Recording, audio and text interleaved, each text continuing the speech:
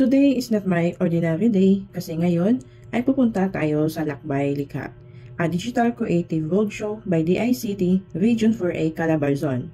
Umalis kami sa bahay at 6:14 a.m. in the morning, then we arrived at the venue about 7:30 a.m.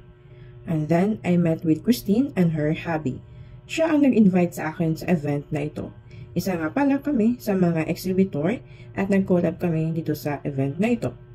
And this is my first ever event that I attended and represented my personal brand.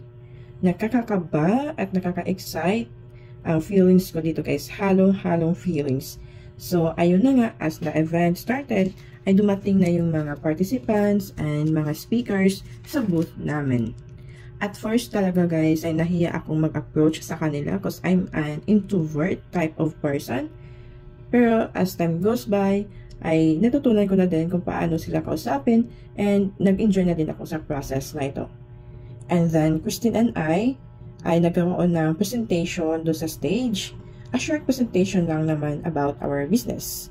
Hindi ako ready dito guys kasi hindi ako na-inform na magsalita din pala ako.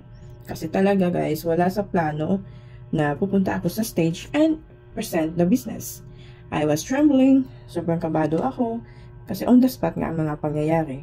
Pero thanks God at nairaos ko din ito at hindi ako nahimatay sa kaba.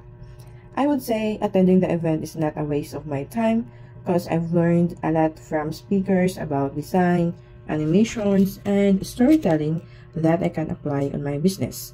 Dito ko din nakita na may mga potential ang mga kabataang Pinoy natin when it comes to animation.